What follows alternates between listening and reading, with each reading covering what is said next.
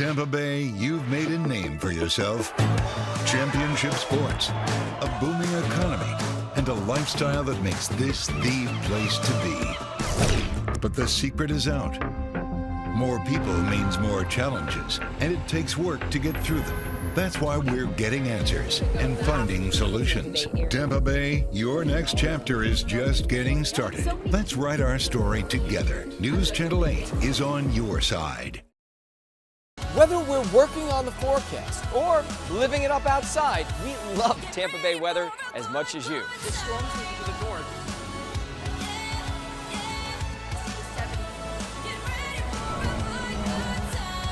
When the weather can make or break your day, we have to make sure to get it right for you. Max Defender 8 is on your side.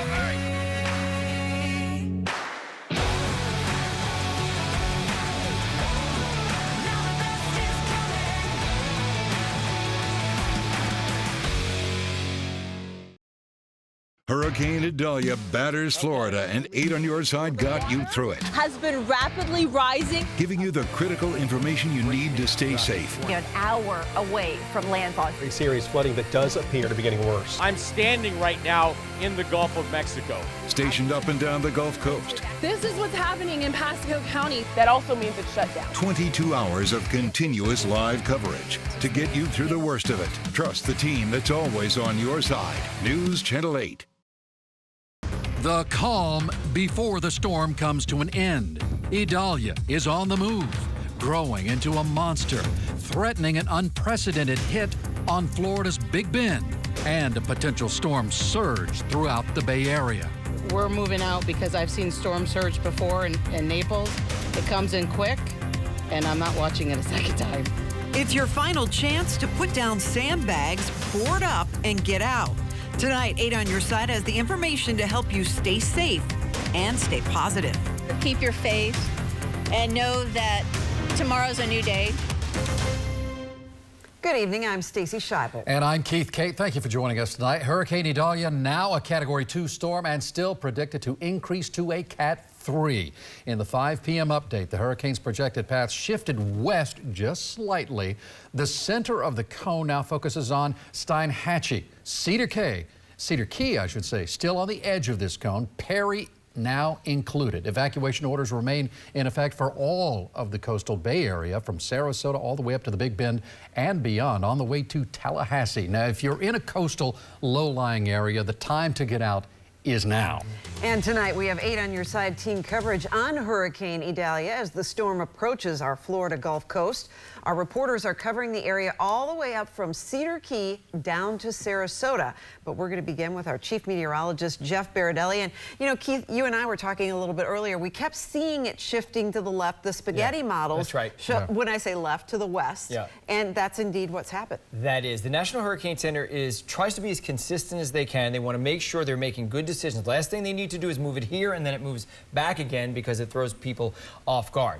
So first of all, let's talk about the impacts. And the most important thing you need to know is if you are on the Nature Coast, or really even Pinellas County along the coast, you're going to see storm surge flooding very late tonight and during the day tomorrow. If you've been told to evacuate, you still have time. Look, it's fairly calm across the area right now, so this is the time to take any last-minute precautions, because at around 8 or 9 o'clock tonight, this band is going to begin to really overtake the area, and as it moves on shore, we're going to see frequent downpours with isolated tornadoes, quick-moving tornadoes, and also those gusts up to 60 miles an hour or so.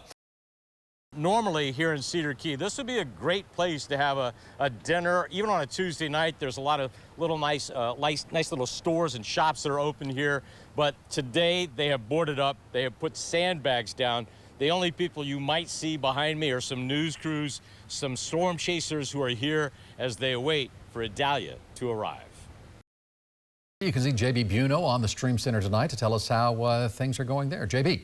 Yeah, good evening to you, Keith. We're, of course, answering tons of questions with Max Defender 8 meteorologist Eric Stone here with us in the Stream Center, and we're also monitoring the real-time wobble tracker on Wfla.com. But we have some really intelligent viewers out there that know that even though this has been a westward nudge with this track, Eric, people know that spin-up tornadoes are absolutely possible, even in some of our inland counties. So Trios Clan wants to know, how is the tornado threat looking as of now? Well, you know, from about 11:30 this morning through 2:30 this afternoon in southwest Florida, in the town of Naples, Collier County, they've had several tornado warnings. Not sure if they actually had a tornado on the ground, but that's what happens when these storms come on shore, when these rain bands come on shore. They encounter the friction and these spin-ups will occur. All right, Jeff Patterson is live in Cedar Key this morning. Hey, Jeff. Good morning, guys. Well, as the sun is starting to come up, we can really start to see some of the impact of exactly what's going on. I'm going to have Joy Capistran take a look down the street. We actually had to move our vehicle right where the water is cresting right now is where we were parked earlier. And for those who have been watching us for some time, I was standing down there in the water next to a small inn that is close to the Gulf of Mexico, and the first floor of that building was flooded. It was about above my knees. It is now significantly higher than that. And happening right now, pro-Palestine demonstrators who set up tents at USF are facing an order to disperse.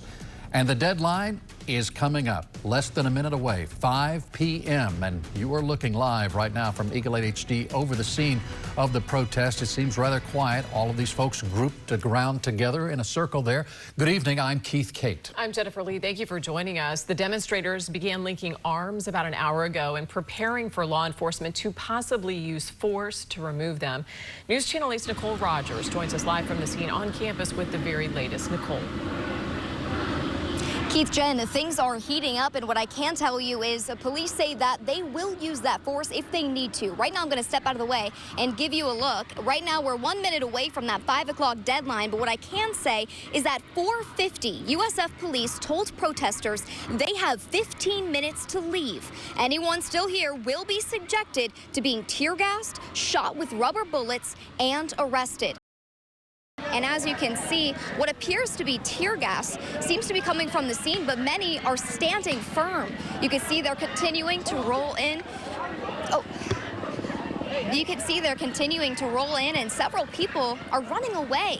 But many are staying there, standing firm as they continue to throw in what appears to be tear gas.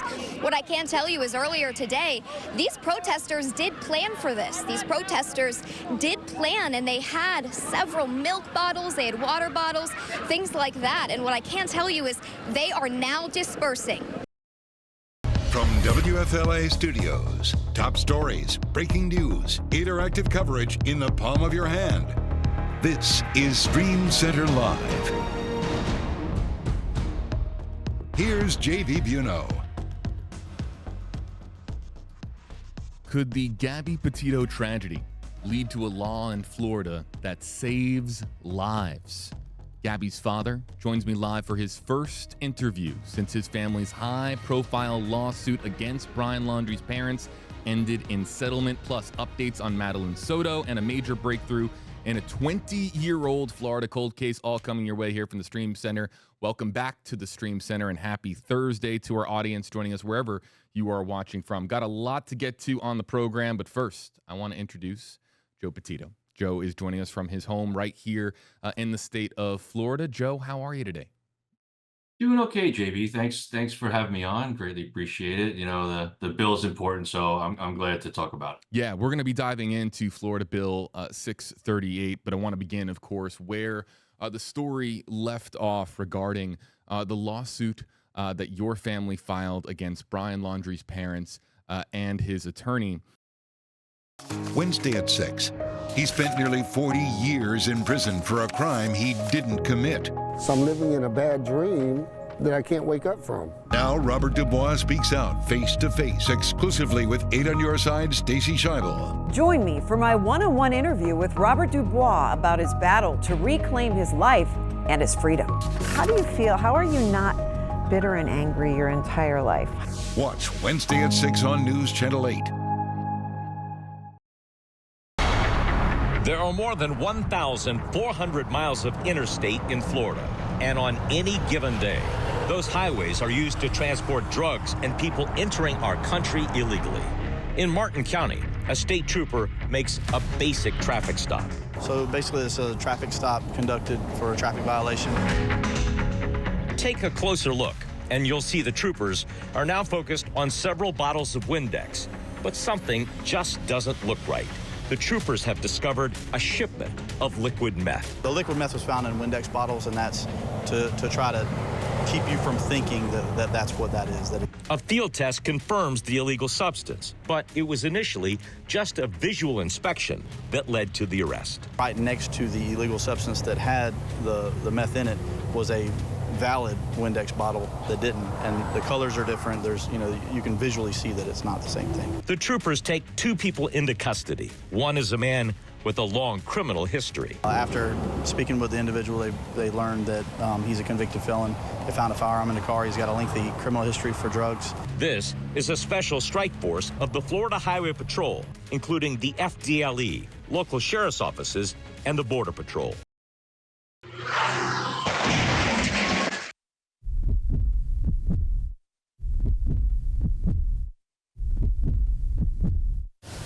These deputies kiss their loved ones goodbye each and every day to come out here and keep this community safe.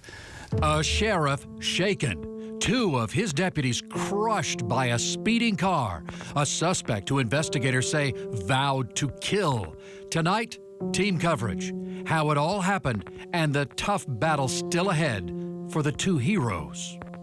As you could imagine, these deputies' lives are changed forever. Jeff Patterson is finding out what we know about the deputies involved and their service to the community. But we'll start with Nicole Rogers with the story on how it all unfolded. Nicole. Keith, Stacy, good evening. What I can tell you is Sheriff Chad Chronister was emotional today when laying out the details of this investigation. Now, he says while he is glad that he is not planning a funeral, he said a man did purposefully try to kill his deputies here today. Now, I do want to warn you, this video may be difficult to watch, but take a look at this dramatic body camera footage that is showcasing exactly what happened. Sheriff Chad Chronister says 4 deputies responded to a mental health call for 28-year-old Ralph Boozy. As you can see here, he left the scene, but then he came back. He takes that turn around the corner, aims his car at the deputies, and hits the gas. Today, the governor ordered an investigation into a last-minute move by the now disbanded Reedy Creek Board aimed at retaining Disney's self-governing power. Jack Royer is live in studio with this strange new twist. Jack. Didn't think we'd be talking about King Charles this week, Keith and Jen, but here we are. Some might say it would make a good movie itself. Disney's once self-governing board making a last-minute move to hold on to their power and name-checking the King of England in the process. The governor now wants a full investigation, something the company's CEO today called retaliation. Out in the open at a public meeting, the now disbanded Reedy Creek Board made a move that apparently few noticed until now.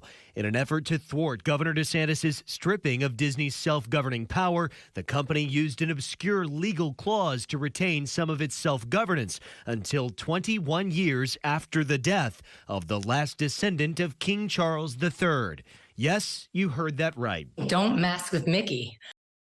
10 years they have done this, and no one thought to go, oh, hi, by the way, we might have had a little problem. She's one of the hundreds devastated to learn that their money is gone.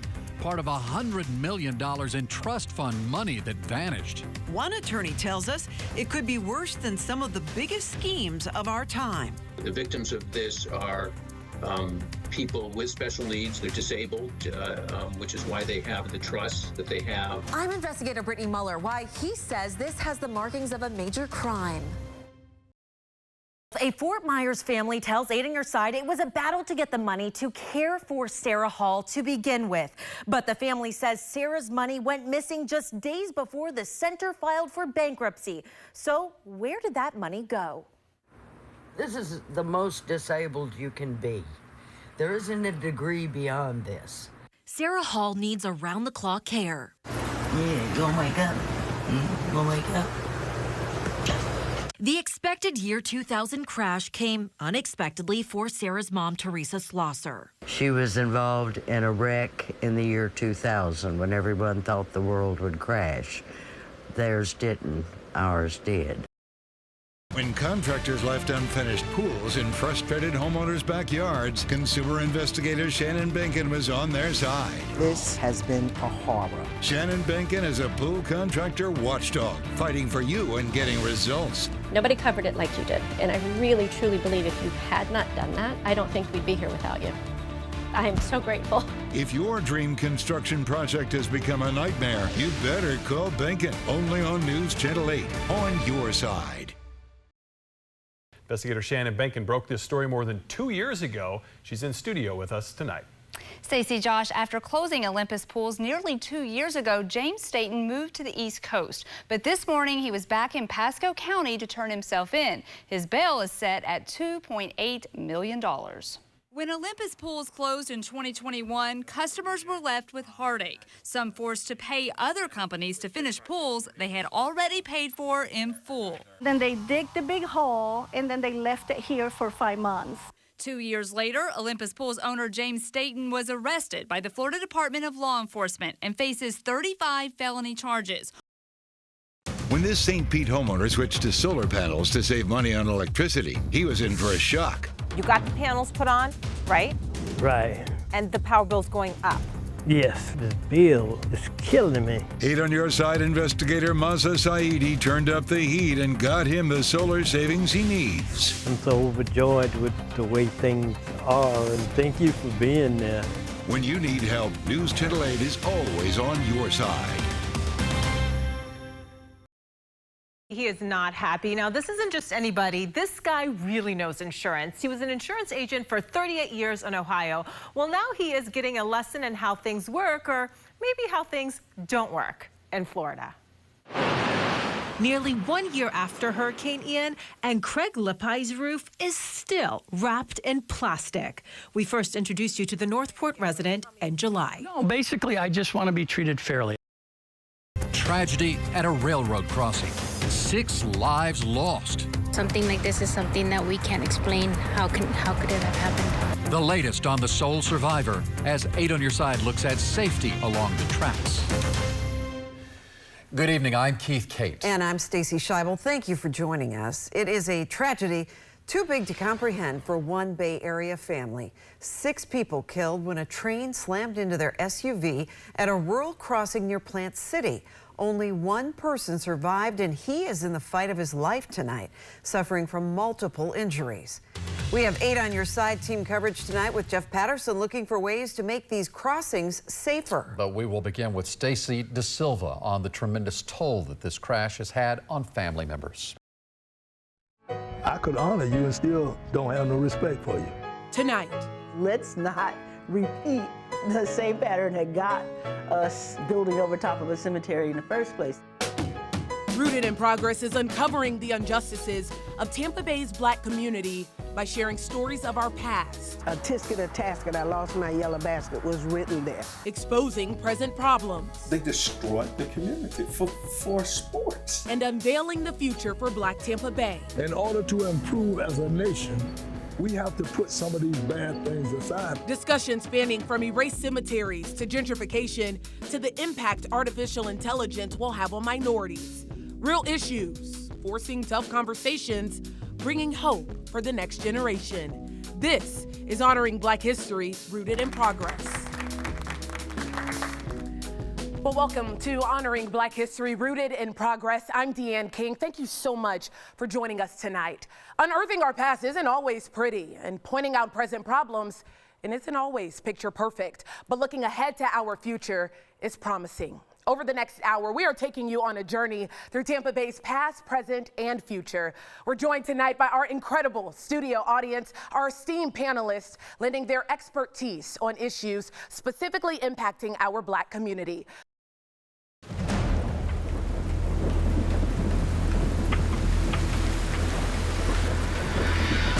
Hello, and welcome to Surviving the Storm.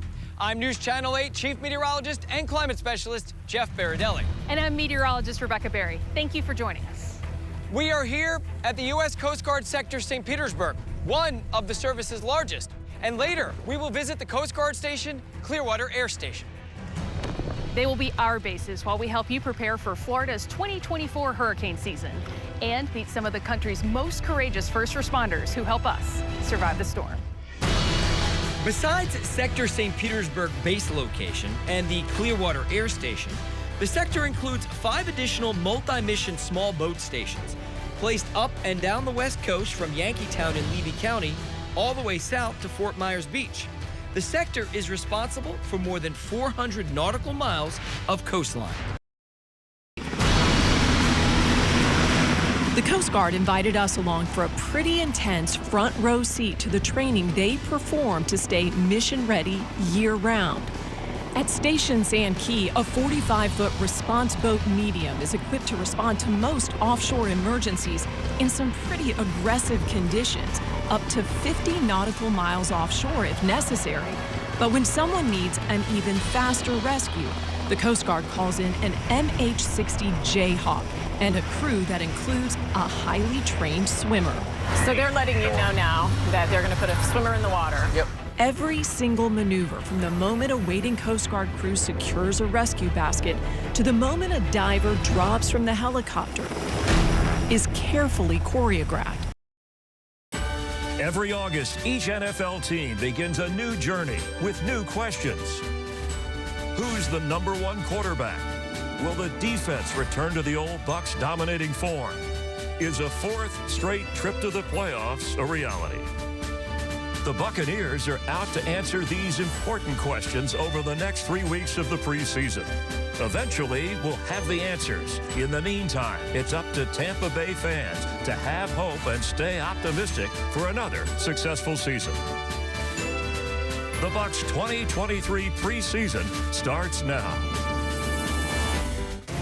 And fired up for football. Can't wait to hear Fire the Cannons. Warm and wonderful in Tampa Bay. It'll be hot, but it's wonderful because the Bucs are taking the field to take on the Steelers and kick off another preseason.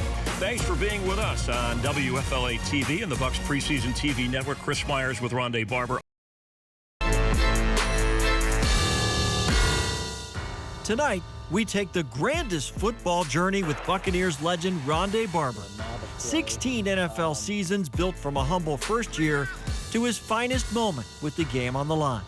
The kid from Virginia who showed us the world and the love of raising a family. We'll hear from friends, teammates, and a proud twin brother. It's a Hall of Fame celebration for number 20. It's Rondé's Road to Canton.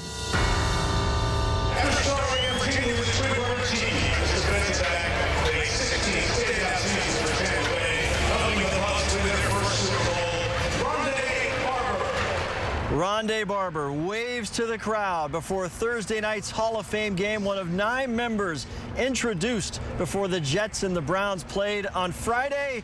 It is Gold Jacket night. Then Saturday, enshrinement, and Rondé revealing the bust to become a member of the Pro Football Hall of Fame. Good evening and welcome to Rondé's Road to Canton. Tonight, we're going to celebrate another Buccaneers legend heading into the hallowed Hall of Fame here in Canton, Ohio. Coming up on Daytime, a local family hits the road for the Great Food Truck Race. What does it mean for Plates on Deck to be on the show? It means everything. It's just a continuation in our maturation and just the next step in what people will call dreams, but it's literally just the destiny. And lessons from Inside Out 2 for the kids and parents. All that and more because Daytime, presented by California Closets, starts now.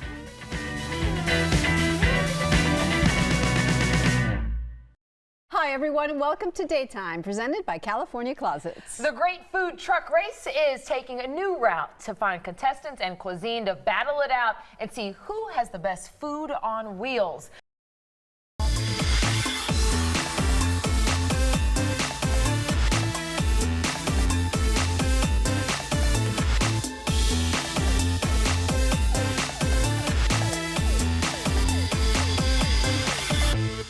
I'm Gil Nicole Guayardo, welcome to Bloom, presented by Lifeguard Imaging. There's a phenomenon known as empty nest syndrome that researchers now know can impact you with tremendous grief. Joining me now with how to cope when your kids leave home is behavioral scientist Dr. Gino Caluro. It's so good to see you, Dr. Gino. Gail, always a pleasure. And it is that time of year again. It's News Channel 8's Kindness Day, and all day our parking lot has been full of people just like you dropping off toys for children and so much more. We want to go out to Brianna Villegas and Val Simpson. Brianna, I know you've been out there all day. You got, oh, I see who you got behind you. Captain Fear, I got it. How's it going out there? Oh, it is always a party out here, and I have been accompanied with Val, of course, and our Bucks cheerleaders and Captain Fear. I mean, it's the man, the myth, the legend, right? Yes, right now we're having a party here. Feliz Navidad. Nothing gets you into the Christmas spirit like donating. And I heard that Toys for Tots was missing infant to 6-year-old toys, so I brought some baby toys. Look how cute that is. You can hold that if you want. Perfect. And look at this one, this is so cute too, a little car. Isn't that so cute? And this is what they really need too. Toys for Tots is one of the charities that will be benefiting from this, but people can also bring by teddy bears as well. That's right. Hey everybody, we are joining you from the Metropolitan Ministries warehouse where they're putting us right to work, guys, sorting through clothes. But hey, take a look at how the rest of our team actually donated their time today. The work began in the kitchen, hairnets and all, to help prep meals for those in need. We've made peanut butter and jelly, we plated cookies, we put chicken on pans, the baked beans, I opened those cans and put them all out. But you know, it's just nice to know that we're making someone's day today. Every day, the organization serves around 3,000 meals for homeless and at-risk families and individuals. Another program our staff spent time assisting with is Promised Land, the early childhood center on campus. Soft, tender, snuggly work, and I am here for it. Taking care of kiddos while parents are off taking classes or learning new skills. Metropolitan Ministries relies heavily on donations brought into their warehouse. We have gotten to meet some of the people that live here, and it's really fabulous to know who you're helping out, and they've given us quite a few jobs, and we've loved it. We got to serve food, now we're over here sorting clothes. I think this is a great program because every year we get to try something to help out. You know, that means get out of the office, get dirty, get sweaty, and just help people in the community. I think that's super important. Our annual 8 on Your Side Shredathon is your chance to safely get rid of electronics and documents that contain data that a crook could use to steal your identity. And viewers took full advantage, helping us break a record this year, collecting 26,339 net pounds of electronics, up from 24,207 last year.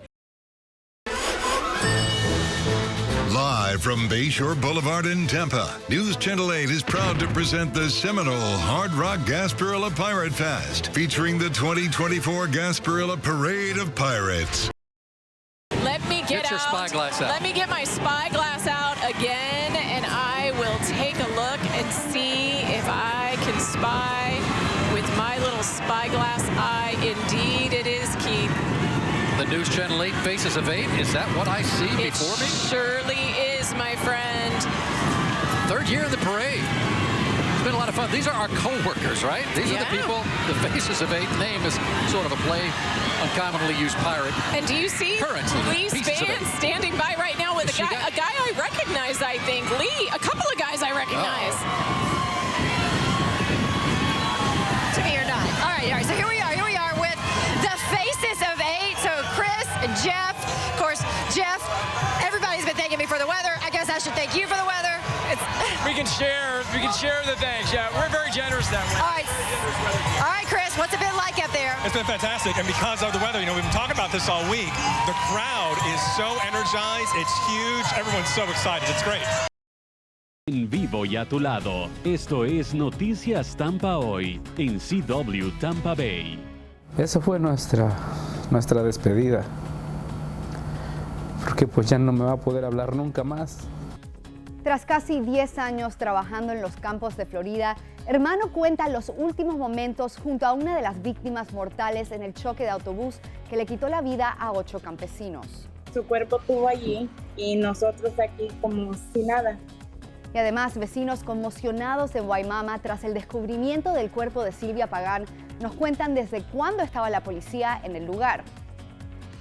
¿Y estaba bien que Madeline Soto durmiera con Stefan Stearns? Hoy documentos de corte revelan la respuesta que dio su madre ante esta pregunta. Y luego de un día de baja humedad, la humedad está incrementando nuevamente. Le cuento cómo esto va a afectar las temperaturas más adelante.